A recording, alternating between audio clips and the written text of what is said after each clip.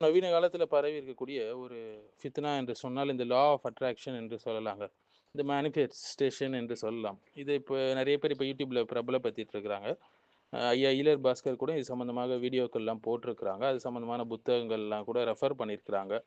So இந்த law of attraction என்பது எப்படி ஒரு தவறான தத்துவம் என்று நீங்க பார்த்தீங்கன்னா, அ இன்னைக்கு பிரபலமா சொல்லப்படக்கூடிய ஒரு கருத்து என்னன்னா, "நீ எத சிந்திக்கிறோ, அது அத வந்து பிரபஞ்சம் உன்கிட்ட கொண்டு வந்து ஈர்க்கும்." நேர்மறை எண்ணங்கள் நல்ல விளைவுகளை உருவாக்கும். எதிர்மறை எண்ணங்கள் வந்து கெட்ட விளைவுகளை உருவாக்கும் என்றெல்லாம் கற்பிக்குது. ஆனா இந்த கருத்து வந்து பல வடிவங்கள்ல வருது வச்சுக்கங்களேன். சிலர் இதை வெறும் ஊக்கமளிக்கக்கூடிய ஒரு உளவியல் முறையாக பயன்படுத்துறாங்க. மத்தவங்க இத வந்து ஒரு ஆன்மீக அல்லது பிரபஞ்ச சக்தியாக நம்புறாங்க. குர்ஆன் சுன்னால இத மதிப்பிடும்போது நெறைய பிரச்சனைகள் இதுல இருக்கு. நெறைய முரண்கள் இதுல இருக்கு. இஸ்லாத்துல வந்து படைப்பை நிர்வகிக்கக்கூடியவன் அல்லாஹ். இறைவன் மட்டும் தான். அறிந்து கொள்ளுங்க படைப்பும் ஆட்சியும் அவனுக்கே உரியதுன்னு அல்லாஹ் சொல்றான். சூரத்துல் ஆராஃப்ல. வானங்களிலும் பூமியிலும் உள்ள அனைத்தின் ஆட்சி அல்லாஹ்வுக்கு உரியது என்று சொல்றான். சூரத்துல் ஆல இம்ரான்ல. இந்த லா ஆஃப் அட்ராக்ஷன் உடைய சில வடிவங்கள் நீங்கள் பார்க்கலாம். பிரபஞ்சமே உன்னுடைய விருப்பங்களை நிறைவேற்றும் என்றெல்லாம் பேசுவாங்க. இஸ்லாத்துல படைப்புகளுக்கு தனி தெய்வீக அதிகாரம்லாம் கிடையாதுங்க. அனைத்தும் அல்லாஹ்வின் விருப்பத்தின் கீழ மஷியத் அது கீழ தான். மேலும் அல்லாஹ்வுடைய கதிர் விதியின் அடிப்படையில தான் நடைபெறும். நினைச்சா நடக்கும் அப்படின்னு கிடையாது. அல்லாஹ் நாடினா தான் நடக்கும். நீங்க 1000 வாட்டி நினைச்சாலும் நடக்காது. அல்லாஹ் நாடல என்றால். வந்து அல் குர்ஆன் வந்து அல்லாஹ் நாடினால் அன்றி எந்த ஒன்றை பற்றியும் நாளை இதை செய்வேன் என்று நீங்க சொல்லாதீங்கன்னு அல்லாஹ் சொல்றான். இன்ஷா அல்லாஹ் சொல்லுங்கன்னு சொல்றான். சூரத்துல் கஹஃப்ல. அது சம்பந்தமான ஒரு ஸ்டோரி கூட அதுல வருது. இஸ்லாம் வந்து முஸ்லிம்களுக்கு இன்ஷா அல்லாஹ் என்று சொல்ல கற்பிக்குது. இது வந்து எதிர்காலத்துல நமது எண்ணங்களால் அல்ல, அல்லாஹ்வின் நாட்டத்தால் அமைகிறது என்பதை நினைவூட்டுது. துவாவா மேனிஃபெஸ்டேஷனான்னு பார்த்தீங்கன்னா, துவா என்பது ஒரு வணக்கம்ங்க. துவா ஹுவல் இபாதா. வந்து இஸ்லாத்துல தேவையே அல்லாஹ்விடம் கேட்கிறோம். பிரபஞ்சத்துக்கிட்டலாம் கேட்கல நம்ம போய். தவக்குல் வைப்பது, நம்பிக்கை வைப்பது, முயற்சி செய்வது, இதெல்லாம் அல்லாஹ்வின் மீது தவக்குல் வைக்கிறோம். ஒரு ஒரு ஒட்டகத்தை கட்டாமல் தவக்குல் வைக்க வேண்டாம் என்று நபி ஸல்லல்லாஹு அலைஹி வஸல்லம் சொல்றாங்க.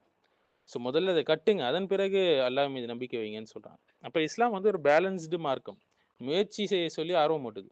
காரணங்களை பயன்படுத்த சொல்லுது. ஆனா எல்லாத்தையும் செஞ்சுட்டு அல்லாஹ்வின் மீது தவக்குல் வைக்க சொல்லுது. ஏன்னா என்னதான் காரணங்களை செஞ்சாலும், அல்லாஹ் நாடல என்றால் அது நடக்காது. என்னதான் நீங்க பிளான் போட்டாலும் சரி. கதிருடைய முக்கியத்துவம், அதாவது விதியுடைய முக்கியத்துவம். உங்களுக்கு நன்மை தரக்கூடிய விஷயங்கள்ல நீங்க ஆர்வமா இருங்கன்னு ரசூல் ஸல்லல்லாஹு அலைஹி வஸல்லம் சொன்னாங்க. மேலும் அல்லாஹ்விடம் உதவி தேடுங்கள். அடுத்து உடனே சொல்றாங்க. அப்ப அல்லாஹ்ட்ட உதவி தேடணும். நம்ம செயல்கள செஞ்சுட்டு என்பது நமக்கு தெரிகிறது. இது வந்து முயற்சி, அல்லாஹ்வுடைய உதவி, கதிரை ஏற்றுக்கொள்வது எல்லாத்தையும் பற்றி இஸ்லாம் சமநிலையாக பேசுது. எண்ணங்கள் தான் பிரபஞ்சத்தை இயக்குது என்ற கருத்து தவறானது. இப்ப நல்ல எண்ணம் ஹுஸ்னுத் தன் பார்த்தீங்கன்னா, என்னோட அடியான் என்னை பற்றி எப்படி நினைக்கிறானோ, அதுக்கேற்ப நான் அவன்கிட்ட இருப்பேன் அப்படின்னு சொல்லி அல்லாஹ் சுப்ஹானஹு வ தஆலா சொல்றான். ஆ புகாரி, முஸ்லிம் வரக்கூடிய ஹதீஸ். அல்லாஹ்வை பற்றி நல்லெண்ணம் கொள்ள வேண்டும் என்பது தான் இந்த ஹதீஸ் சொல்லுது. எண்ணங்கள் தானாவே ஒரு நிஜத்தை உருவாக்கும் என்று சொல்லல. அடுத்து நேர்மறை சிந்தனை. அதாவது இஸ்லாம் நம்பிக்கை, நல்ல சிந்தனைகள், நம்பிக்கை இழக்காம இருக்கணும். எல்லாத்தையும் ஊக்குவிக்குதுங்க. நேர்மறை சிந்தனையை ஊக்குவிக்குது. ஆனால் அல்லாஹ்வின் மீதான நம்பிக்கையோடு அது தொடர்பு பட்டிருக்கணும். துஆவோடு, முயற்சிகளோடு, விதியை ஏற்றுக்கொள்வதோடு அது தொடர்பு பட்டிருக்கணும். அதோடு இணைந்து இருந்தா தான் ரிசல்ட்ஸ் நல்லா வரும். இஸ்லாம் என்ன மறுக்குதுன்னா, பிரபஞ்சம் என் எண்ணங்களுக்கு பதில் தருது. என் சிந்தனைகளுக்கே தெய்வீக சக்தி இருக்குது. விரும்பினால் நிச்சயமாக அதை ஈர்த்து விடலாம் என்றெல்லாம் சொல்லுவாங்க. இஸ்லாம் என்ன கற்பிக்குது என்றால், இதெல்லாம் தவறு என்று கற்பிக்குது. அல்லாஹ்வோடு கனெக்ட் செய்ய வேண்டும் அதை. தவக்குல் வைக்கணும். நேர்மறையாக சிந்திப்பது எனக்கு ஊக்கமளிக்குதுன்னு ஒருத்தர் சொல்லலாம். அதனால நான் அதிகமா முயற்சி செய்றேன் என்று கூட சொல்லலாம். அது உளவியல் ரீதியான கருத்தாக இருக்கலாம். ஆனா என் எண்ணங்களே அல்லது பிரபஞ்சமே நிகழ்வுகளை உருவாக்குது என்று ஒருத்தர் சொல்றாருன்னா, ஒரு ஆன்மீக ரீதியாக, இது வந்து இஸ்லாத்துடைய தவ்ஹீத், விதி, துஆ ஆகிய அடிப்படை போதனைகளோடு டைரக்ட்டா முரண்படக்கூடிய ஒரு விஷயமாக இருக்கு.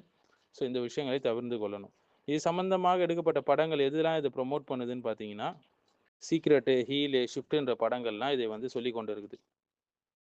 ரோண்டா பிரைன், தமன்னா செட்டியார் இவங்கலாம் இந்த ஃபித்னாக்கள பரப்புறாங்க புத்தகங்கள் மூலியமா. த சீக்ரெட் என்ற புத்தகம் கூட ரோண்டா பிரைனால எழுதப்பட்டது. இவங்கலாம் என்ன சொல்றாங்கன்னா, எண்ணம் போல் வாழ்க்கை, இந்த லா ஆஃப் அட்ராக்ஷன் இதெல்லாம் ப்ரமோட் பண்ணக்கூடியவங்களாக இருக்கிறாங்க. இந்த மேனிஃபெஸ்டேஷன் இதெல்லாம். இது போன்ற விஷயங்கள்லேருந்து தூரமாக இருக்கணும்.